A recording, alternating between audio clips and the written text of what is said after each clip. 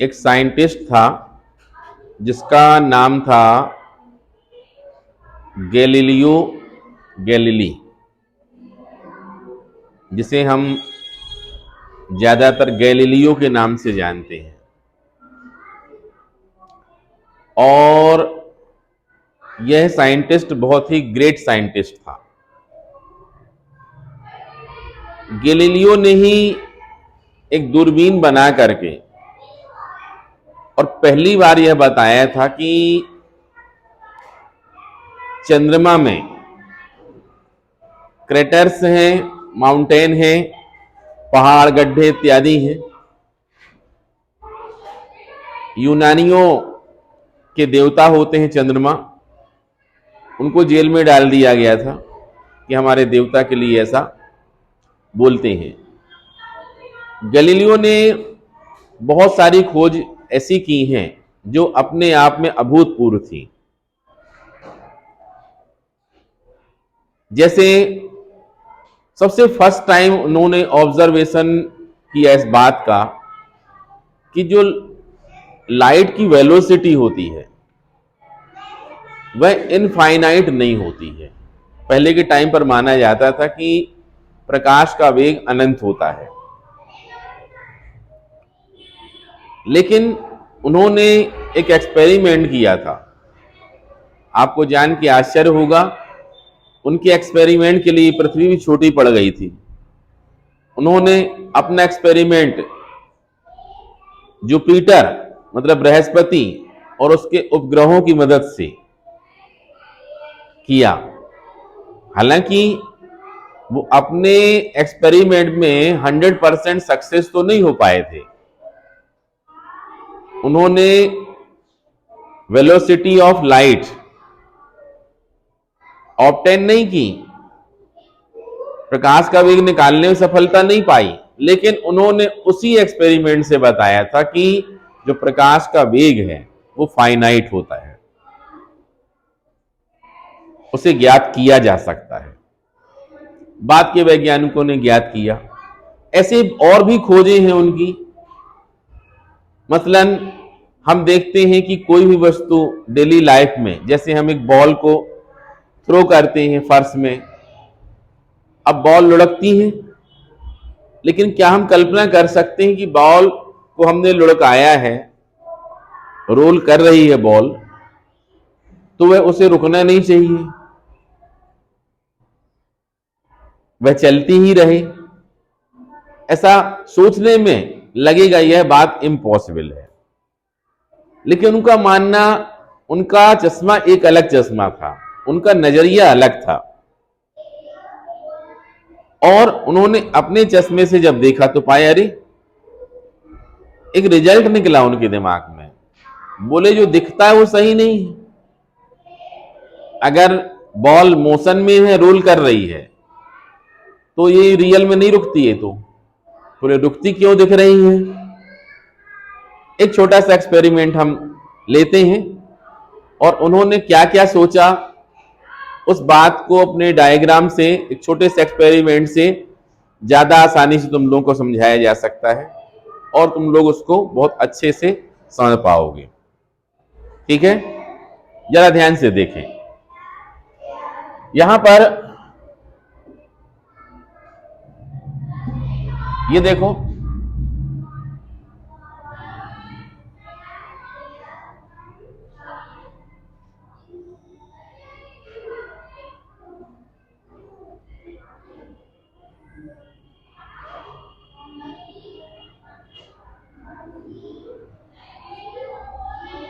देखो यहां पर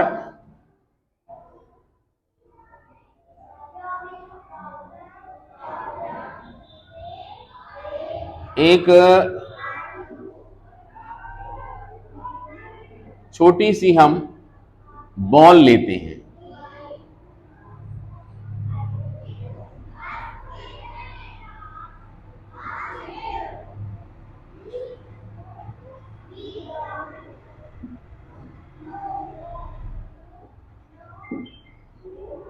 ये देखो,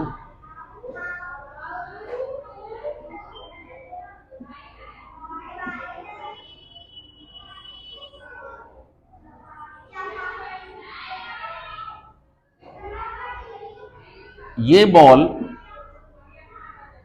यहां से छोड़ते हैं। ये एक पॉट है जिसमें यहां स्लोप हो, ठीक है, और ये फिर फ्लैट है ये, और फिर से ये स्लोप है, ठीक है।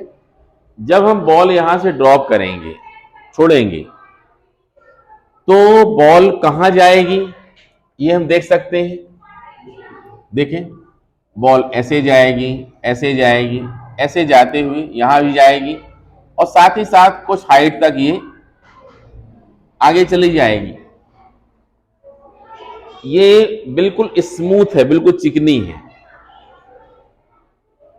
ठीक है, इसका सरफेस बिल्कुल स्मूथ है, जैसे ग्लास, उससे भी ज्यादा चिकना, ठीक है। ये जाकर के अगर हम देखें तो कहां पहुंचेगी, इसे गैलीलियो के अनुसार यहां तक पहुंचना चाहिए। अब यहां के बाद फिर से वो वापस लौटेगी, ठीक है। चलो एक दूसरा डायग्राम लेते हैं, या इसी को थोड़ा सा मॉडिफाई कर देते हैं। जैसा गैलीलियो ने किया वही चीज हम यहां करेंगे।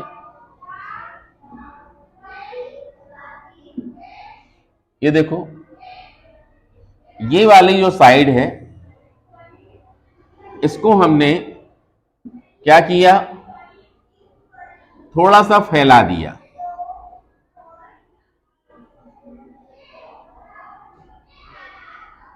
मतलब पहले ये साइड कैसी थी, पहले ये साइड ऐसी थी, ठीक है।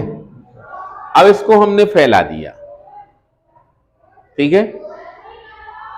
ये वाली साइड नहीं है अभी, ये देख लो।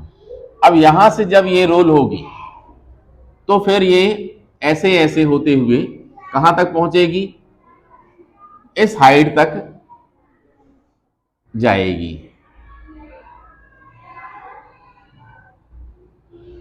देख रहे हैं।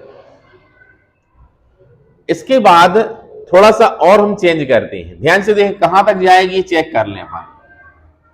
गैलीलियो के अनुसार इसे जाना चाहिए, जितनी हाइट पर ये है उतनी हाइट पर जाना चाहिए। ये लाइन ही खींच दी हमने, ठीक है, इस हाइट तक जाना चाहिए। अब हम क्या करते हैं, इसको थोड़ा सा इसका स्लोप और कम करते हैं और नीचे डाउन करते हैं इसको, ठीक है। इसको मान लो हमने हटा दिया, और हटाने के बाद हम क्या करते हैं,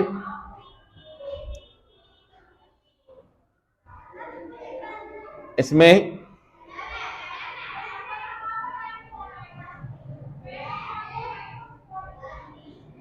ये देखो, ये जाकर के अब हमने इसको ऐसा कर दिया, ठीक है। अब ये बॉल वास्तव में कहां तक जाना चाहिए, ये बॉल जाना चाहिए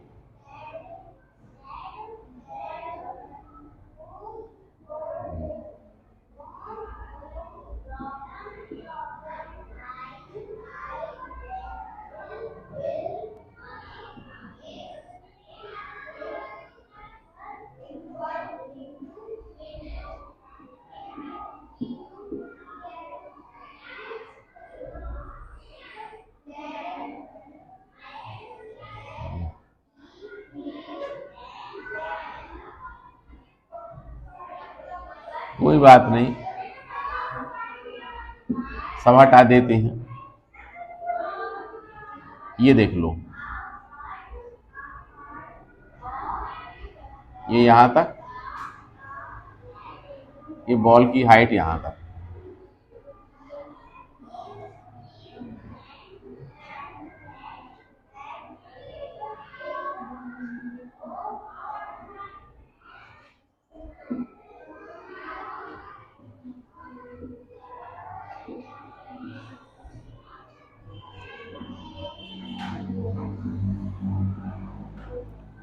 ये देखें कहां तक पहुंचेगा, ये बॉल यहां तक पहुंचेगी, ठीक है। अब अगर हम इसको और थोड़ा बेंड कर दें, ठीक है, कितना बेंड कर दें, इसको और करते जाएं तो क्या होगा, अभी देखो इस हाइट को पाने के लिए इतनी डिस्टेंस नहीं, इतनी डिस्टेंस ट्रेवल कर रही है। विचार करके देखो, अगर हम इस वाली लाइन को कैसा कर दें, बिल्कुल फ्लैट कर दें,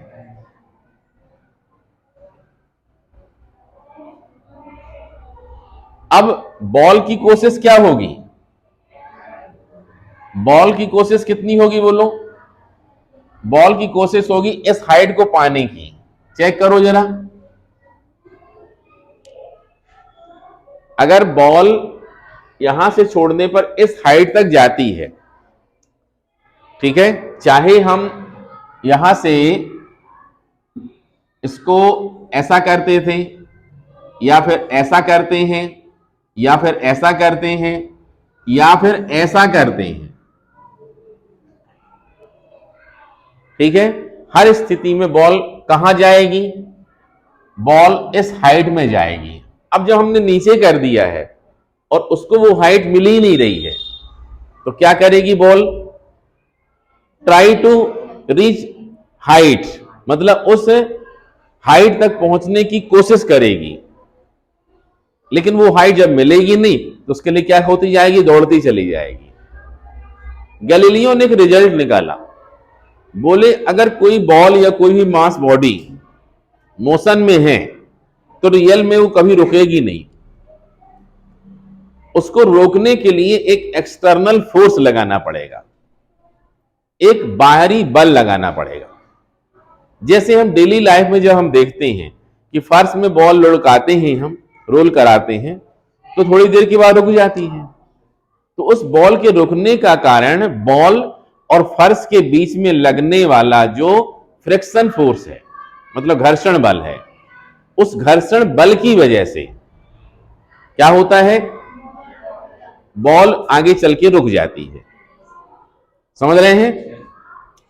तो जबकि इस एक्सपेरिमेंट को तुम दूसरे प्रकार से और कर सकते हो, ठीक है, कैसे कर सकते हो, चलो एक एक्स्ट्रा एग्जांपल लेते हैं अपनी डेली लाइफ में। एक बॉल ले लो, क्रिकेट की बॉल ले लो, और उस बॉल को एक रोड में, प्लेन रोड है लेकिन रोड कैसी है, मुरम वाला कच्चा रोड है, और उसमें हम रोल कराते हैं एक निश्चित फोर्स से, एक कांस्टेंट फोर्स, जितना बल लगाना है याद रख, कितने बल से हमने थ्रो कराया, अब कितनी दूर तक वो रोल करके जाती है, उस लेंथ को का मेजरमेंट कर लो, ठीक है। अब इसके बाद फिर से बॉल को उठाओ और अब उस बॉल को कहां फेंको, उस बॉल को जो गांव में घर बने होते हैं पुराने जमाने वाले, जिनमें फर्श सीमेंट के नहीं होते थे,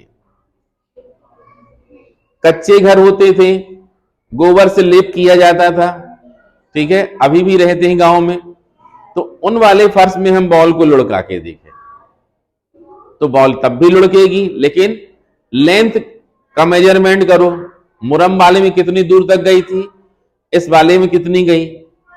अब इसके बाद उस बॉल को फिर से उठाओ और अब उस बॉल को सीमेंटेड रोड में फिर से रोल कराओ और देखो कहां तक जा रही है, उस लेंथ का मेजरमेंट करो, ठीक है। अब फिर से चौथी बार क्या करो, फिर से बॉल को उठाओ, अब एक फर्श बनाया गया, रोड बनाया गया है जो सीधे ग्लास का ही है, कांच का है, और अब उसमें भी हमने रोल कराया। अब चारों कंडीशन में लेंथ का मेजरमेंट करो कि फर्स्ट टाइम में कितनी दूरी तक गई, डिस्टेंस कितनी कवर की उसने, सेकंड में कितनी की, थर्ड में कितनी की, फोर्थ में कितनी की, तो क्या पाओगे सबसे कम गई मुरम वाली में, फिर गांव के घर वाले में, फिर थर्ड में सीमेंट की रोड में, और सबसे ज्यादा डिस्टेंस कहां जाएगी, कांच वाली में, ग्लास वाली में। ऐसा क्यों हो रहा है, क्योंकि सबसे ज्यादा फ्रैक्शन फोर्स मुरम वाली रोड में है, ज्यादा एक्सटर्नल फोर्स जल्दी रोक दिया उसने, बाकी में फ्रैक्शनल फोर्स कैसा है, कम है।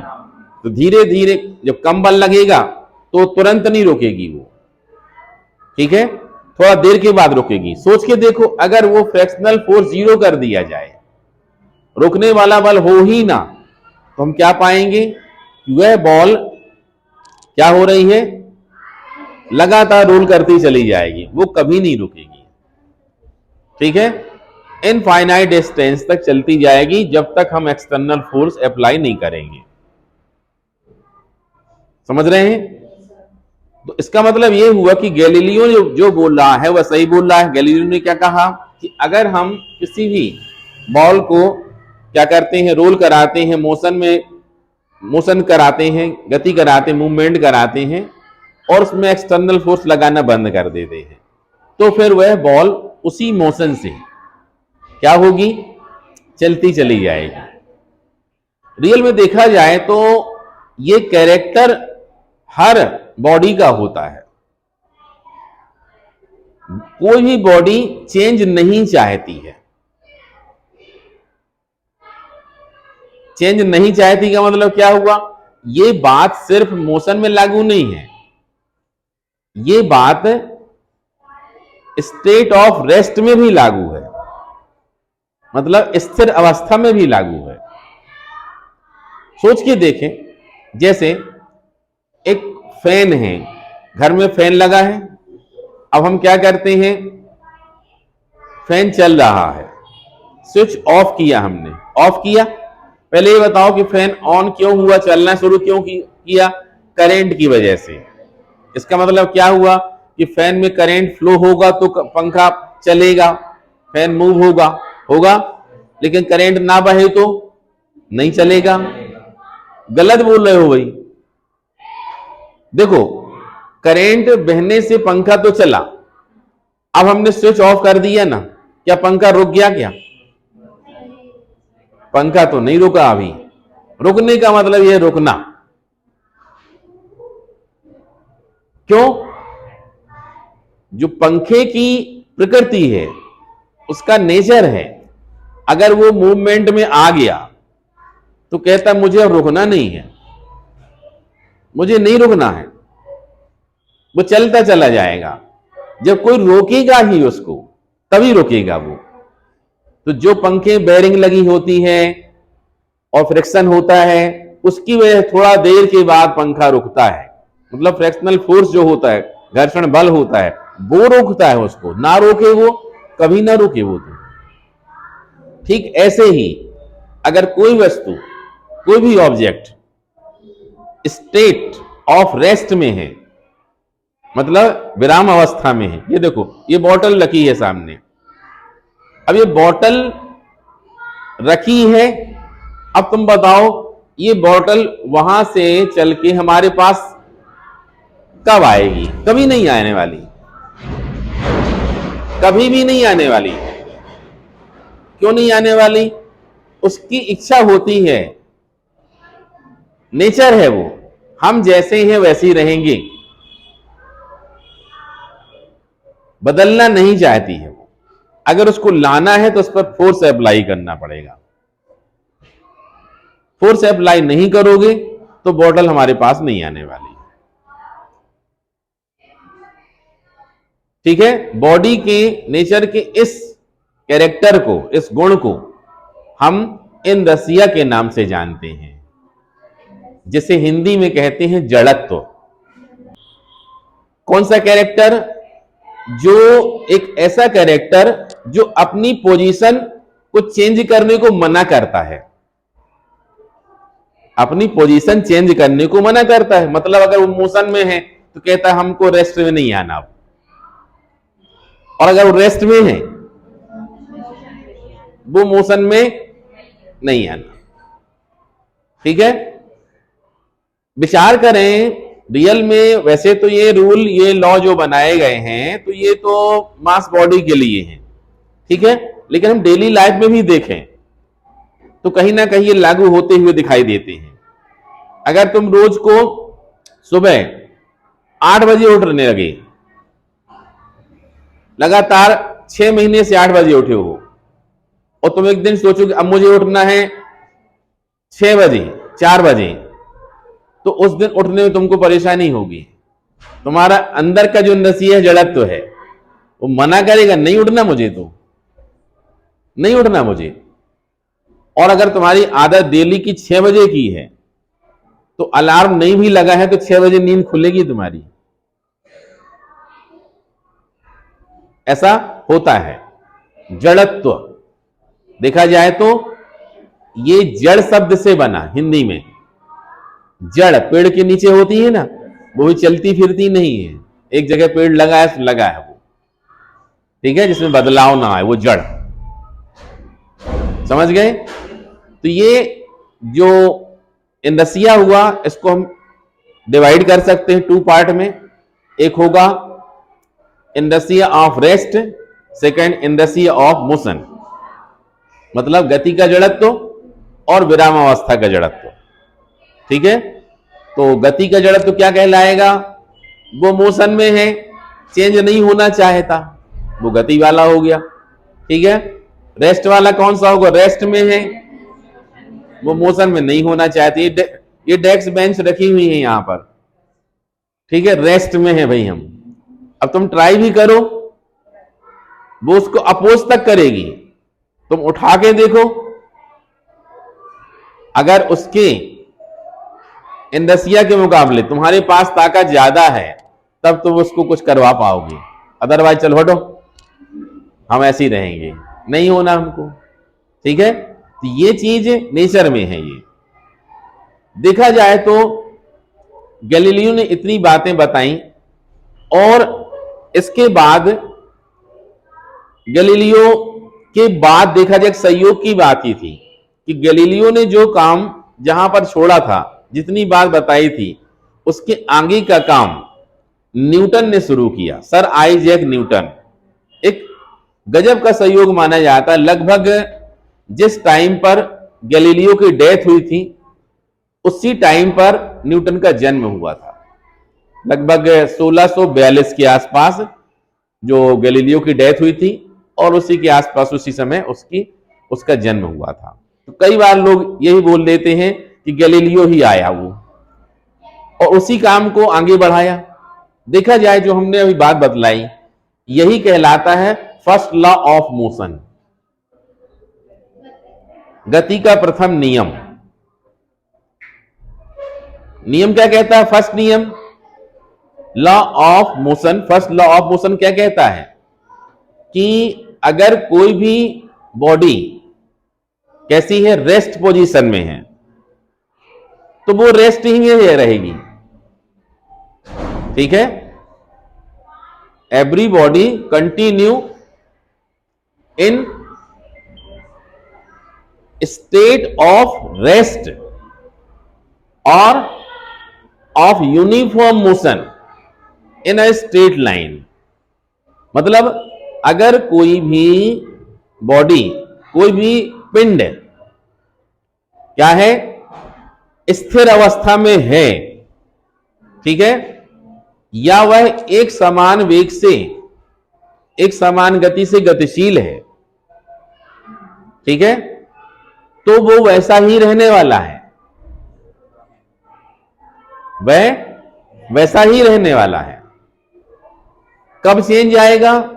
जब उसमें हम एक्सटर्नल फोर्स लगाएंगे, थोड़ा सा बल लगाएंगे, तो उसकी पोजीशन में बदलाव आ जाएगा, अदरवाइज जैसा है वो वैसा ही रहेगा। बल लगाने से क्या होता है? उसके वेग में परिवर्तन होता है, वेलोसिटी में चेंज आता है। और शॉर्ट में बोलना चाहें तो इतना सा बोल सकते हैं कि वेग में बदलने को क्या कहा जाता है? वेग का बदलना कहलाता है एक्सेलरेशन, त्वरण कहलाता है। तो क्या कहते हैं? In absence of external force any body not accelerate, मतलब बाह्य बल की अनुपस्थिति में वस्तु कैसी रहती है? अत्वरित रहेगी, अत्वरित, एक लाइन में पूरा नियम। बाहर से बल ना लगाएं हम तो वो अत्वरित रहेगी। अत्वरित का मतलब क्या हुआ? जैसे है वैसी रहेगी। रेस्ट में है तो रेस्ट रहेगी, और मोशन में है तो मोशन में ही रहेगी। इसको और डिस्क्राइब करते हैं। ये जो फर्स्ट लॉ है देखा जाए तो इसमें 2 पार्ट हैं। अच्छे से देखो, फर्स्ट पार्ट में क्या कहा जाता है, यदि कोई वस्तु स्थिर है तो वह स्थिर ही रहेगी, यदि वह गतिशील है, गतिशील रहेगी गलत है, तो वह उसी वेग से गतिशील रहेगी, क्योंकि बल लगाने से वेग भी बदल जाता है।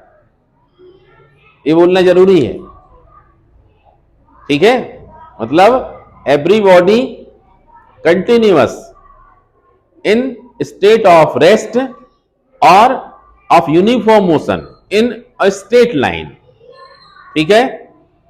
अब हमको बताना है कि इसका मतलब क्या हो कि कोई भी जो ऑब्जेक्ट है उसका नेचर ही होता है कि अगर वो रेस्ट में है तो रेस्ट में रहे वो, और मोशन में है तो सेम उसी वेलोसिटी से, ठीक है, मोशन में रहे। ये जो शुरू वाला पार्ट है, शुरू वाला पार्ट है, इसको हम कह देंगे इनर्शिया। मतलब फर्स्ट लॉ ऑफ मोशन जो है उसका फर्स्ट पार्ट है, इनर्शिया की डेफिनेशन बताता है, जड़त्व की परिभाषा बताता है। मतलब आधा बोल दें तो जड़त्व की परिभाषा हो जाएगी वो तो। जैसे every body continuous in state of rest और क्या of uniform motion in a straight line is called inertia. यह क्या है, जड़त्व है। अगर कोई वस्तु स्थिर रहना चाहती है, ठीक है, गतिशील रहना चाहती, कंटिन्यू रहेगी वैसी, तो ये क्या है, इनर्शिया, यह जड़त्व है।